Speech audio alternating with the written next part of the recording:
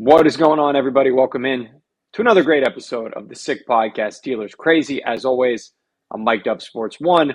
That's Jay York Football. We have a great guest today, talking Steelers, of course, and a little betting preview maybe of the big game coming up. First and foremost, before we get into all of this good stuff, Jordan, how are you, man?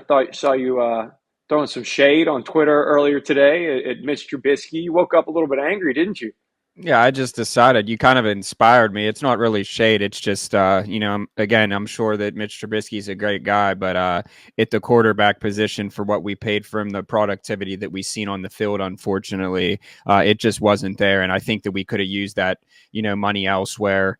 Like you said, I think this season has just been a complete disaster because you still don't know who your QB1 is. And it's the most important position in football, let alone we could battle all of sports. So need to get it figured out. I know we have a while, but something needs to happen. We need some new faces in here, a veteran, a proven winner.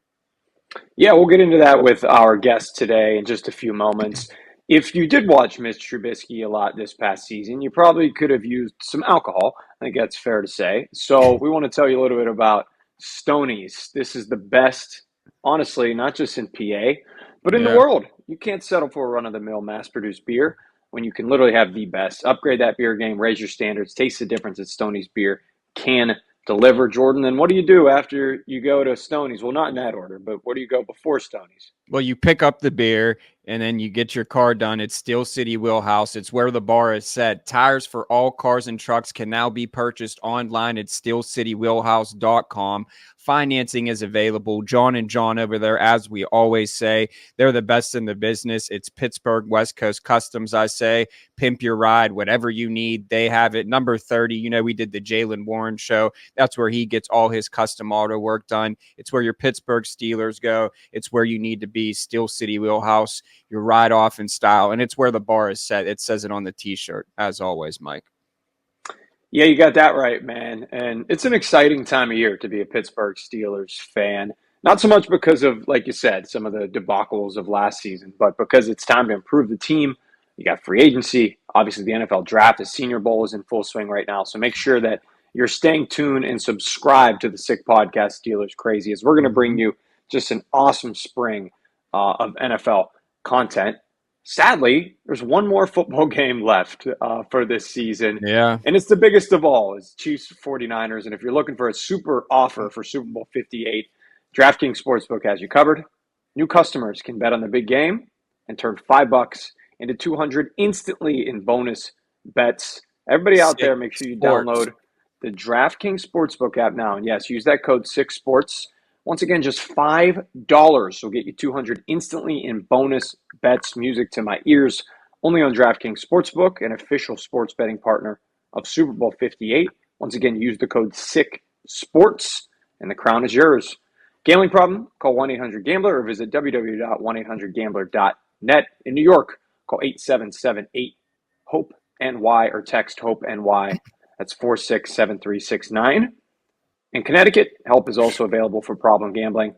Call 888-789-7777 or visit ccpg.org. Yes, we take this stuff very seriously. We need you to please play responsibly. And on behalf of Boot Hill Casino and Resort in Kansas, 21 plus age varies by jurisdiction, void in Ontario. Bonus bets do expire 168 hours after issuance. cdkng.com/football for eligibility, deposit restrictions, terms, and responsible gaming resources. Who's still with us, ready to talk some football? Are you? Hey, we have a very good guest on that could possibly help you put some money in your pocket this Super Bowl season. So, Sammy, what do you say we get to it? Turn up your volume. Because you're about to listen to The Sick Podcast. Steelers Crazy. Harris Smith shields. Flacco Polamalu takes it home. Super Bowl 43. Pittsburgh might be bound for that thanks to number 43. The sickest Pittsburgh Steelers podcast. Sports entertainment like no other. It's gonna be sick.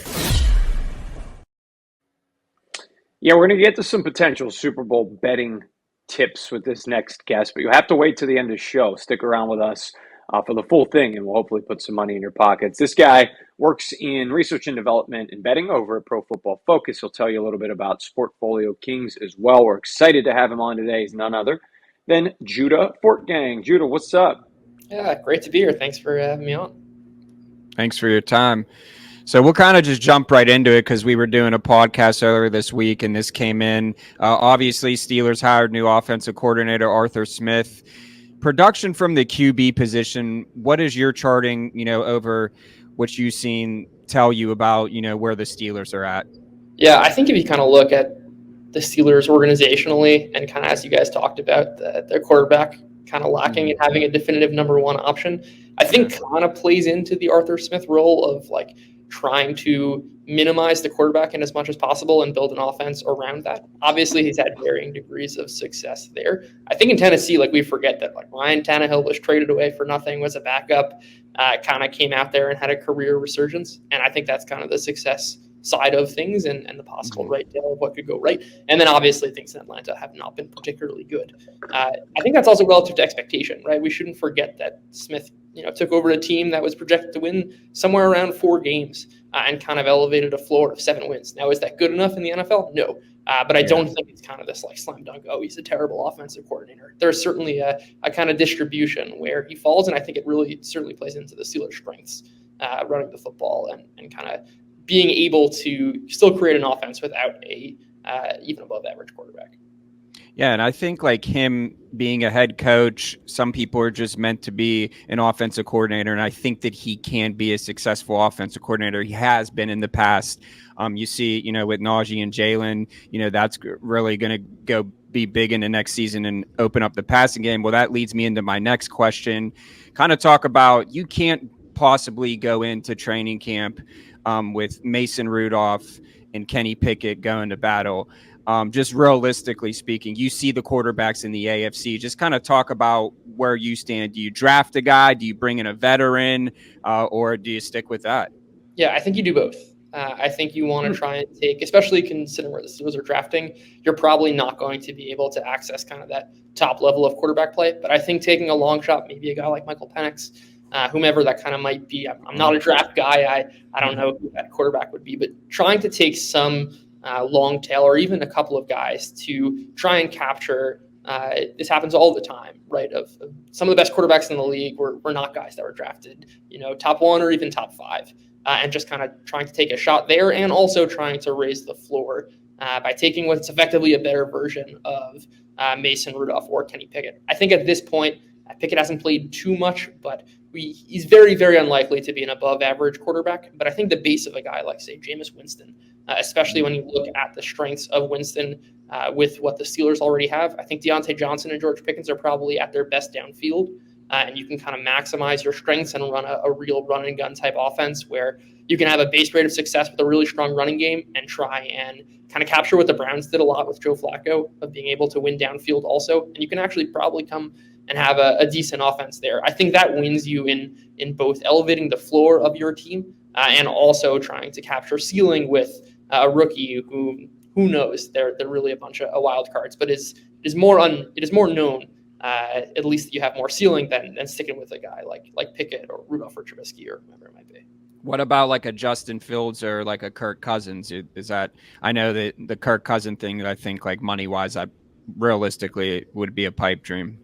Yeah, I don't think that's I kind of don't see it as realistic. Yeah. I'm shocked if Minnesota let him walk to yeah. I think Fields is certainly an interesting case. Again, I don't know what the acquisition cost is there, but I'm not sure it's worth acquiring Fields as it would be trying to get a rookie. I think you can probably design an interesting offense around him, but I'm not so sure that ceiling really still exists. Mike? We're hanging out with Judah Fortgang here on the Sick Podcast Steelers. Crazy. All right, Judah, I know anytime you associate PFF with the Pittsburgh Steelers, something comes up, TJ Watt this, TJ Watt that, and I have made it a point to not get to that as much in recent episodes and kind of twist it on its head and talk a little bit more about some guys that are ranked in a more bright fashion by Pro Football Focus, if you will. And I think Joey Porter Jr. was one of them. Tell me about what you charted, what you saw from him this past season. How good was he for the Pittsburgh Steelers? Yeah, so something I've been keeping track of, which is not available yet on the PFF kind of public platform, is your ability to prevent separation. Our coverage grades that are now on the site are mostly what's happening on ball or on targets, where Porter was pretty good. He ranked above average there. But if you look at his ability to prevent separation, and this is something that I post on Twitter, he was elite. He was about like 80 to 85th percentile in his ability to prevent separation, which is really good. In general, it's especially elite for a rookie. And I think that's a real sign, a promising sign that he can kind of be a shutdown number one corner. If you look at his ability to do so also against some of the top receivers in the league, oftentimes your ability to prevent separation can just be a function of like playing a bunch of receivers who struggle to get open. That was not true with Porter. He excelled even with the competition, and certainly is I think a core building block for Porter. And he really was dominant in that area of the game. What about the rest of the Steelers secondary? Guys like Patrick Peterson and Levi Wallace. Is that a position that needs to be revamped? I think it's a position that needs to be revamped. Levi Wallace really struggled in this particular metric. He was also targeted a bunch, around 25% of the time, and was really struggling in doing so. I think the Steelers kind of schemed away a bunch of kind of this weakness by playing a bunch of zone coverage in ways that kind of limit the effect of your cornerback, so to speak. So if you're playing in man coverage, it's obviously going to kind of reflect how good your cornerback is. And Peterson and Wallace really struggled in man coverage. Both were, I think, one was 20%, Peterson was like 40%. But they kind of played a lot of zone to kind of push things towards the middle, and they were about average. But also, these guys are not young. Right, these are veterans in the league, and I think you have a building block in Porter. But there's certainly some work to do, I think, outside of that, in just adding a bunch of younger guys. And it wasn't as if Peterson and Wallace were so dominant that even though they're getting up there in age, you'd want to retain them for another year or two. We had I can't remember who it was last week that told us ESPN Analytics had Deontay and Pickens rated ahead of Tyreek Hill last year, and then we've seen other metrics that say Pickens' lack of ability to separate should have him in the bottom half of receivers in the NFL. Where do you stand on those guys? Yeah, so Deontay Johnson certainly had an awesome year last year separating. He took a little bit of a step back, but was still well above average. Not as dominant kind of at the catch point or after the catch. Pickens had in past years struggled to create separation. That was not true this year. Where he was also well above average and was particularly dominant after the catch. Of course, that we saw that a lot late in the season. I think these are two blue chip wide receivers, really, really dominant. I think a lot of kind of the schematic factors did not enable them to play to their maximal strengths. I think Arthur Smith's going to do a better job getting production out of them, having more of a diverse route tree that's not just like sticking to the sidelines. I think we can even see those guys continue to get better. As we certainly saw from Pickens this year. These are two really, really great receivers in the NFL right now. What's your rebuttal, though, when those would say, okay, but what the heck happened to Kyle Pitts and what happened to Bijan Robinson under Arthur Smith? Why weren't these guys, breakout studs? Or maybe in Pittsburgh we're just not as exposed to how good they actually were? Yeah, I think it's like a funny thing when you think of the base rate. It's almost like the expectation for Kyle Pitts was so high precisely because he set the rookie receiving record as a tight end. Like that kind of sets the frame. It is true, and I think the fantasy football aspect of this is a little influential, and it's a little mind-boggling that Tyler Algier was getting a bunch of run over Bijan Robinson, but the production was still really good. And this is still an offense quarterback by Desmond Ridder. Like on the flip side, kind of what we were saying earlier, like you can go back to Corey Davis being an exceptionally productive receiver. What happens to Corey Davis after Arthur Smith left? You got Jets. That's what happens when everybody goes to the Jets. Or even Let me on. That I think it's kind of a mixed bag. And there are a lot of confounding factors. And I don't think it's simply just, Arthur Smith doesn't play his guys or isn't getting the production. That's not really true. It doesn't really end up to reality. Fair enough.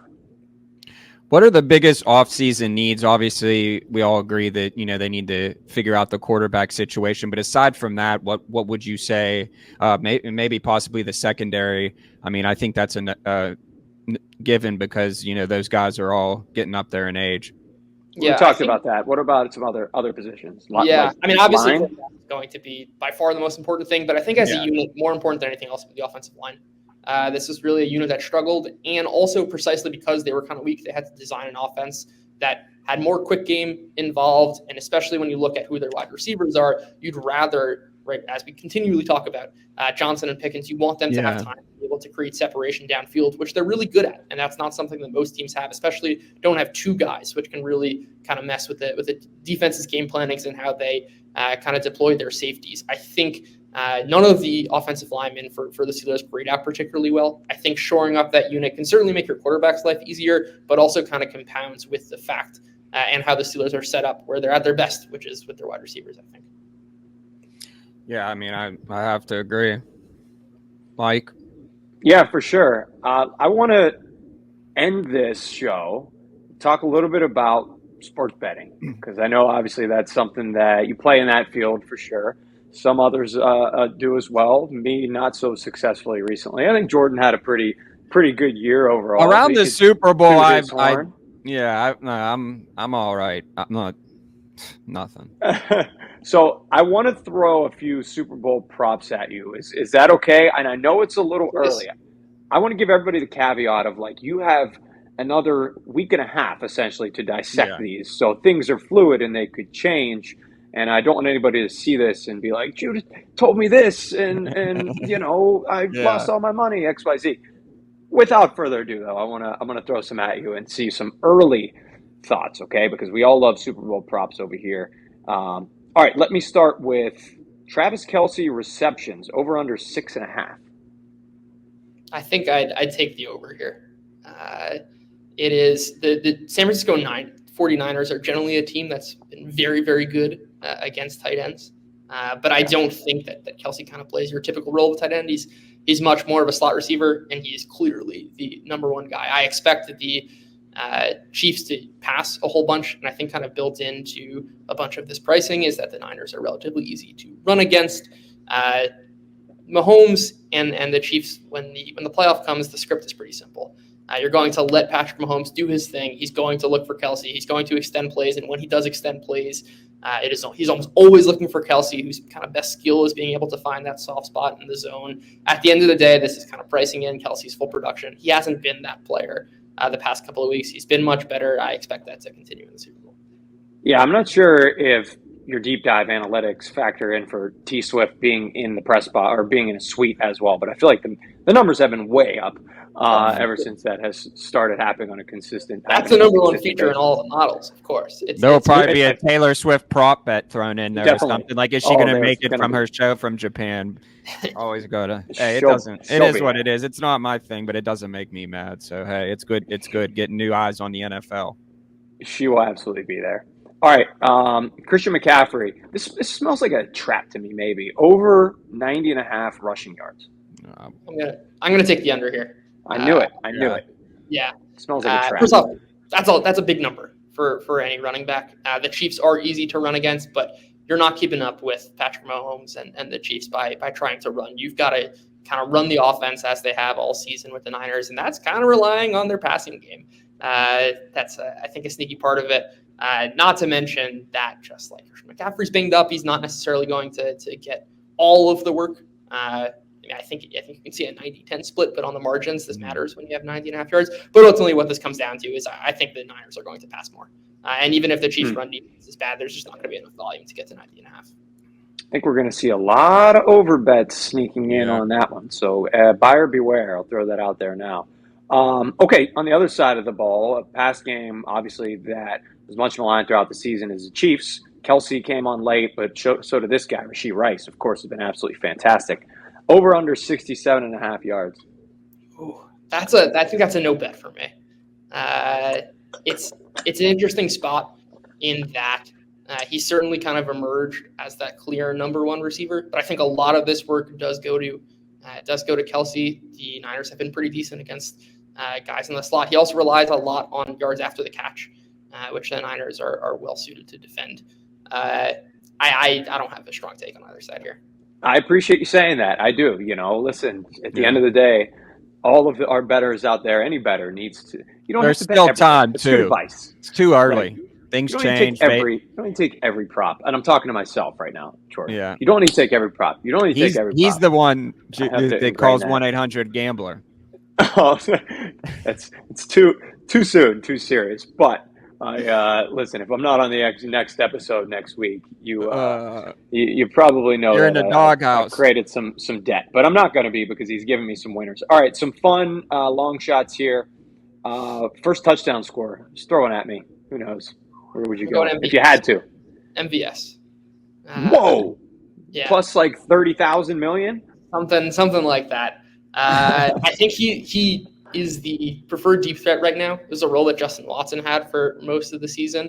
And I don't necessarily think he's going to get a bunch of red zone targets, but I would not at all be surprised for the Chiefs to dial up a deep one to MVS. And if he catches it, breaks a tackle or whatever, I can see him getting in early. I like that considering the odds here. Yeah, the next one, I mean, your answer might fall in line with it. I was going to ask sneaky anytime touchdown score. So I'll maybe do the same. Yeah. If you want to sneak, sneaky one. This is less analytically based, but give me a Noah Gray. I almost just said it before you said that.